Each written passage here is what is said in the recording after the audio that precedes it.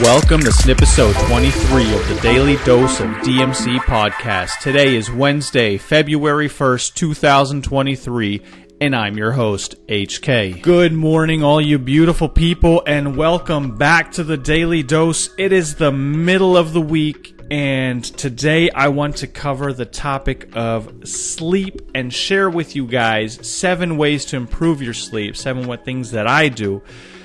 And I want to share a little bit about that because sleep is so important. It helps you regulate your emotions and your memories and your cognitive functions and reducing stress and your anxiety and just restores energy. And I'm sure we all know that when you have a good night's sleep, you just boost your mood. Those are all things that also contribute to a positive mindset. Now, I'm not the best example, and I want to share a little bit about that because about a little more than a decade and a half or so ago, I was listening to a speech by Arnold Schwarzenegger. He was talking about a couple things about life, and one of the things he was mentioning is sleep faster. And as I was listening to that, it hit me. I was thinking to myself, how can you do that? How can you actually, per se, sleep faster? And so I started saying, okay, what if I just slept less? So on average, at that time, I literally slept 4 hours per night. Sometimes I pulled all-nighters. I was early in my career and didn't have a lot of other responsibilities per se, so I began training my mind and my body to really just sleep those 4-ish or so hours. I would throw in a couple naps. I would throw in a single nap during the course of the day, primarily on my commute to work in public transportation. I would typically read a book in the mornings on my way back after a days of work. I would do a power nap just to kind of have that energy and feel fresh again, shower in the evenings, and then get back to work. And like I'm saying, I'm not encouraging this, but let me give you the reasoning why. It's because when I heard that, I was like, okay, you gotta hustle, you gotta do it, you gotta make it. And I thought to myself, if I do that, I can add another full day, because as most people are sleeping 8 hours, I'm only sleeping 4. Now you take that by 6 days a week, and you multiply that difference, those 4 hours, you're getting 24 hours. I'm getting 24 hours more than you in order to hustle. Because that 7th day, I would typically sleep about 5.5, 6 hours or whatnot, just to kind of recuperate during that period. Now, my body physically and all that was a lot different in my younger years. But that's the reason of doing it. It gave me that hustle time. And I also, at that time, understood. I knew the importance of the time that I spent in bed, because that peaceful, that deep sleep is going to contribute to a lot of factors. Having a good mattress, all these different kinds of things. Yeah, that was really important to me at that time as well. And from a scientific standpoint, like I said, I know that wasn't or isn't perhaps the best thing to do, because a lot of studies show that 7 to 8 hours is what healthy adults need. There's a lot of studies. Like there's a study in the Journal of Obesity that showed that people that go to bed early and they get a solid night's sleep, that they actually tend to eat less. There's other studies that show people who go to bed late, frequent drive-thrus, they eat fast food, tend to eat fewer fruits and veggies, had higher BMIs. And for me, there was a lot of factors that played in. I'm a big sports person. I love doing sports, but you have ups and downs and cycles over the years as well. There's times I had a higher BMI. There's times I had a lower BMI per se. I tried to, eat more fruits and veggies, and there's phases where I ate less and whatnot. And a lot of that makes sense also from a scientific perspective, because when you're tired, your body really has ghrelin. Ghrelin is, I hope I'm pronouncing that right, is a hormone that regulates your hunger, and ghrelin rises, and leptin, which is a hormone that regulates your satiety, like how satisfied you are, is decreasing in your body. So what ultimately happens then is you're left feeling hungry, and you're less satisfied, even when you eat. So, and sleep deprivation, contributes to that, and also reduces your basal metabolic rate. That means your body actually needs fewer calories to function. And the problem with this is that you're already hungry, and if your body needs fewer calories, it will store the rest as fat. So there's a lot of factors that play into this, and I'm not encouraging you to do what I do.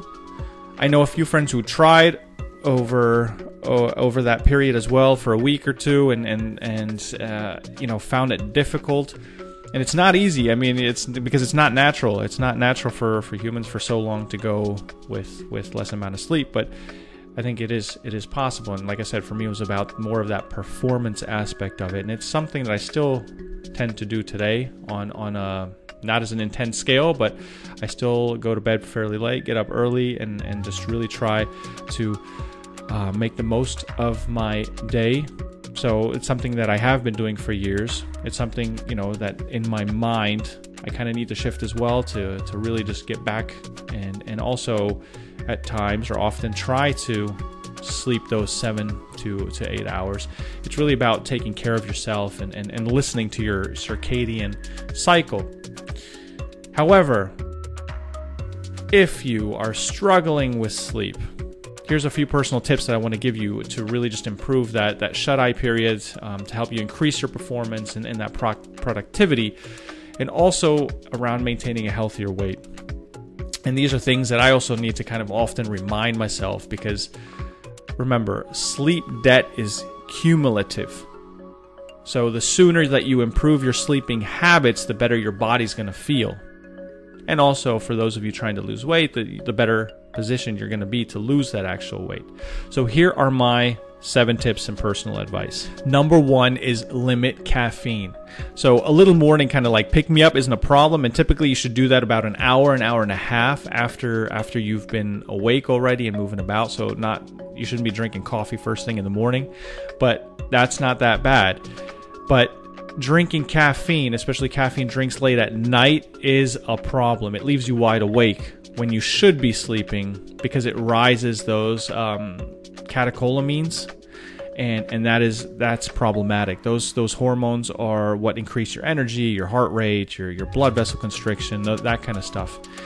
And so that's what I'm saying. Enjoy your cup of joe in the morning, but cut yourself off, I would say, roughly about 6 hours before you really plan to hit the sack. And in the evening, typically just start drinking water. That's what we do. We tend to drink water starting with our dinner time, so evening meal around 6-7 p.m. Number 2 is avoid alcohol. Alcohol disrupts that sequence, that duration of sleep, by altering that total actual sleep time. It also negatively impacts your REM, your rapid eye movement, and generally your sleep cycle. And that typically accounts for about 25% of your total sleep time. Your brain activity increases because you commit things to long-term memory, and there's that increase in your heart rate, and you kind of experience erratic breathing as well. And missing out on that critical window is going to leave you tired, and you're kind of going to have like brain fog. So enjoy a drink. Don't enjoy it too late.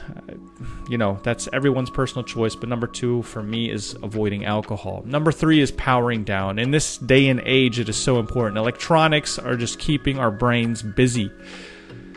And I'm guilty of this just as anyone else, in taking my phone and doing the last couple of minute things in bed, or just reading something or whatnot. But you got to try and remove all the electronic devices from your bedroom, and then you'll see how your sleep improves, because your bed should be a soul place. Your bedroom should be a sanctuary, so your brain and your body relax when you go to sleep.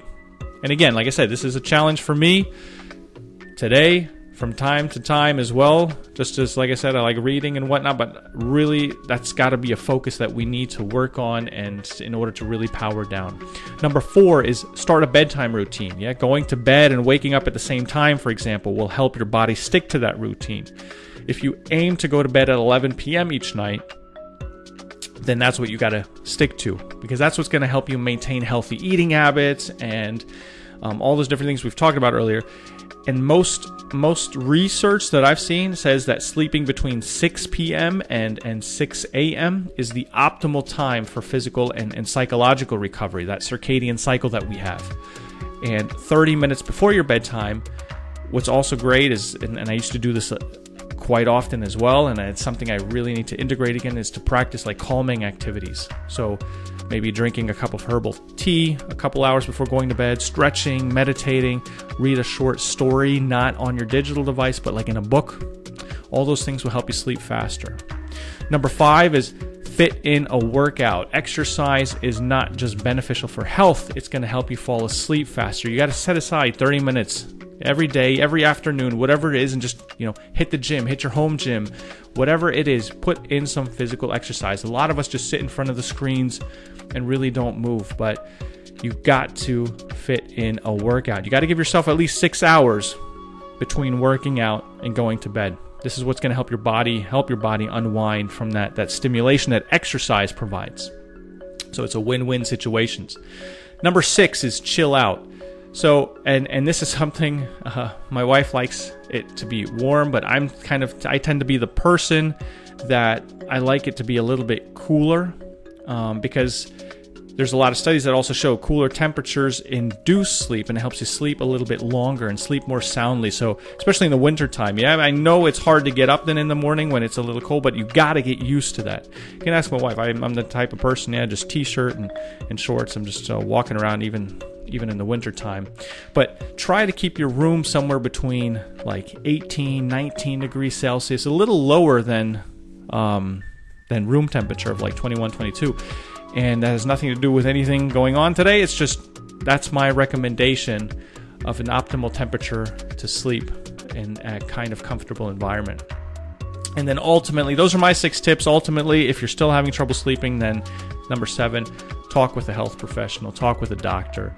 I mean, I personally have never had any sleepless nights. There are periods or phases in my life where you toss and turn in your mind, like those couple days, because something's going on, work is going on, something is driving that cinema in your head, and that takes over your sleeping pattern. However, if you really have sleeping issues, then you might want to talk with a health professional. That's just a recommendation, consulting a doctor, but generally, I really believe that if you just follow some of these tips, follow some common sense, that what society with insomnia and whatnot has put into us, these illnesses, these inconsistent sleep patterns, whatever you want to call it, aren't per se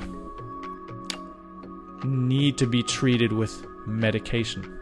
Now, I'm not, like I said, I'm not a doctor or anything, but that's just kind of a little bit of my thinking.